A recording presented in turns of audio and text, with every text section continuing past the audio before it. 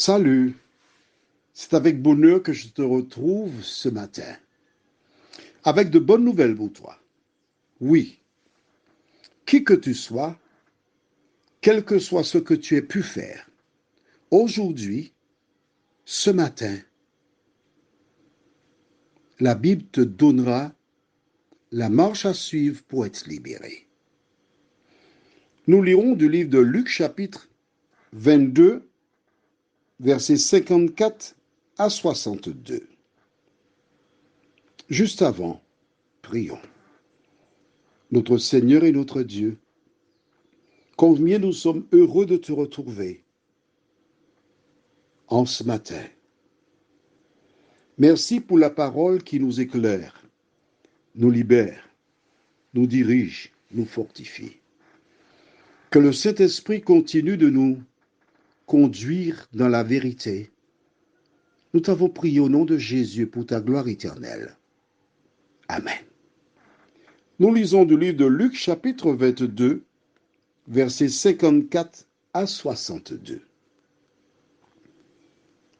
Après avoir saisi Jésus, ils l'emmenèrent et le conduisirent dans la maison du souverain sacrificateur.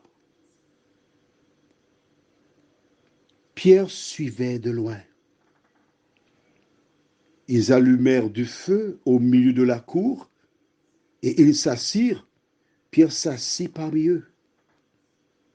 Une servante qui le vit assis devant le feu fixa sur lui les regards et dit: cet homme était aussi avec lui. Mais il le nia, disant: femme, je ne le connais pas. Peu après, un autre, l'ayant vu, dit: tu es aussi de ces gens-là. Et Pierre dit: homme, je n'en suis pas. Environ 1 heure plus tard, un autre insistait, disant: certainement, cet homme était aussi avec lui, car il est galiléen. Pierre répondit: homme, je ne sais ce que tu dis. Au même instant, comme il parlait encore, le coq chanta. Le Seigneur s'étant retourné, regarda Pierre. Et Pierre se souvint de la parole que le Seigneur lui avait dite: avant que le coq chante aujourd'hui, tu me renieras 3 fois. Et étant sorti, il pleura amèrement. Tu te rappelles? Nous avons lu hier. Jésus avait déclaré dans le même chapitre, au verset 34, avant que le coq ne chante, tu m'auras renié 3 fois. Ça me fait penser à un match de boxe. Quand j'étais jeune, j'ai entendu parler de François Pavilla. Il y avait souvent des galas de boxe à la Martinique. Et puis ensuite, il y a eu le grand Mohamed Ali, qui était connu pour ses coups de poing phénoménal et mettait des gens KO.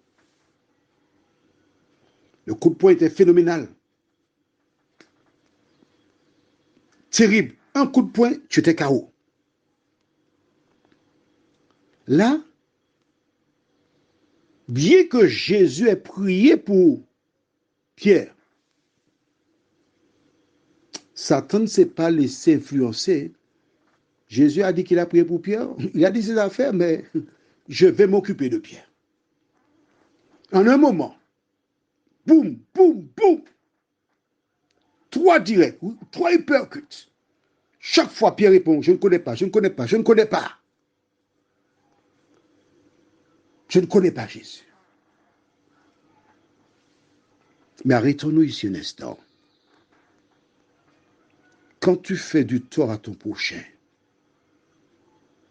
quand tu lui enlèves le pain de la bouche, quand tu le jettes en pâture aux gens, quand tu te moques de lui, quand tu cherches à le faire perdre son emploi,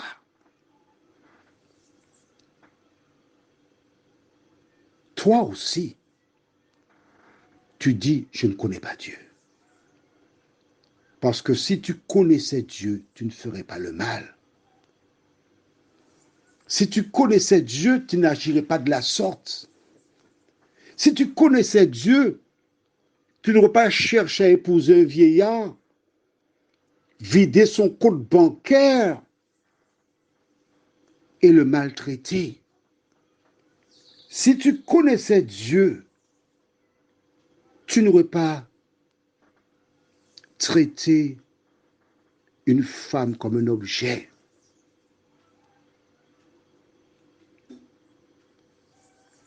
Lui refusant la parole. Non. Toi qui m'écoutes, est-ce que tu reconnais Dieu dans tes paroles, dans tes actions? C'est ça la question. Laisse Pierre tranquille. Il est déjà mort, enterré. Mais toi, comment vis-tu par rapport à la parole? Jésus a informé Pierre que le diable l'avait réclamé, qu'il a prié pour lui. Mais malgré cela, il a chuté. On entend parfois des personnes dire, ah, la personne connaît, elle connaît la parole, elle connaît l'évangile, comment elle peut faire une chose pareille? Ce n'est pas 2 ans à l'avance, non? Juste quelques heures plus tôt, Jésus a dit, tu vas me renier cette nuit, avant que le coq ne chante, tu me renieras 3 fois. J'invite toutes celles et ceux qui sont prompts à porter des jugements, à lire ces textes, à reconnaître leurs erreurs et demander pardon à Dieu d'avoir ouvert des lèvres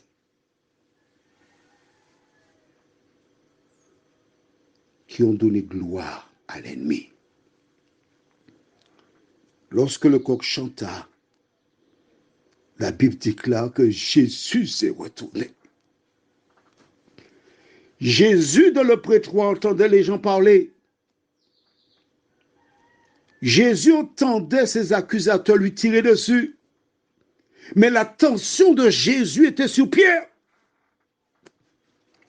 Les gens qui étaient autour de lui n'existaient pas. Et quand le coq a chanté, Jésus s'est retourné, il savait exactement où Pierre se trouvait. Toi qui m'écoutes ce matin,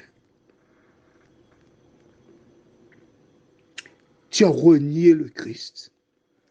Tu as fait le mal. Quel que soit ce que tu aies pu faire, Jésus ne t'a jamais abandonné. Jésus a ses yeux sur toi. Jésus te recherche. Tu es au milieu d'une foule. Et pour te justifier, tu mens. Jésus t'accompagne. Et quand Jésus a regardé Pierre, c'était pas un regard pour lui dire, ah, tu vois, je t'avais dit, hein, tu m'as renié. Non, non.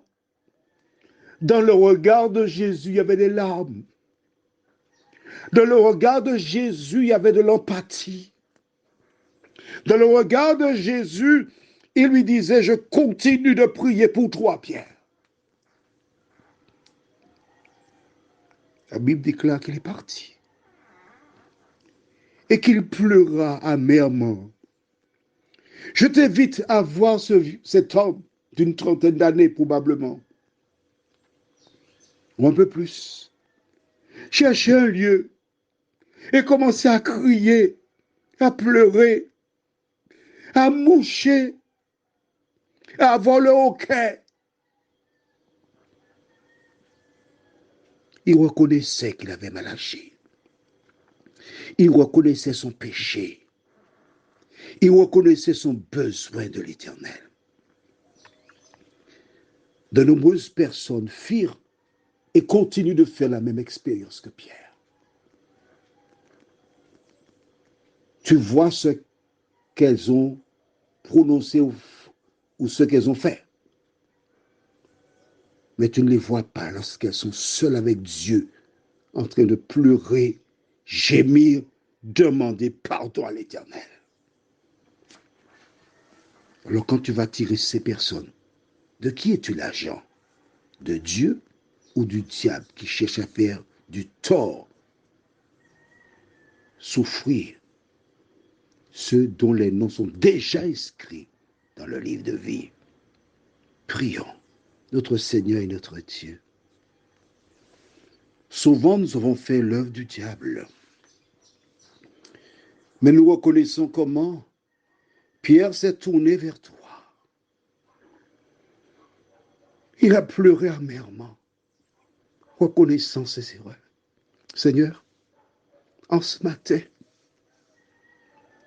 je te prie pour des personnes qui ont commis des actes abominables et qui croient que tu ne peux pas pardonner. Des personnes qui ont été loin dans le péché.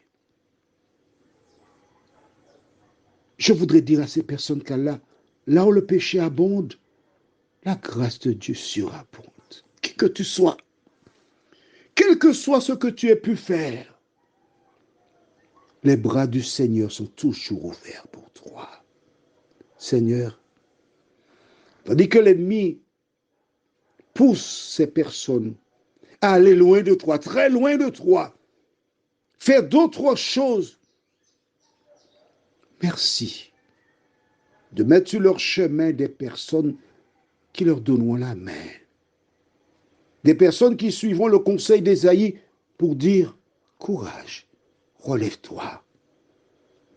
Quel que soit le péché, lorsque tu reconnais ton erreur, Dieu te pardonne. Merci Seigneur pour ton amour. Nous avons prié au nom de Jésus et pour ta gloire éternelle. Amen. Alors, n'aie pas peur. Va à Jésus.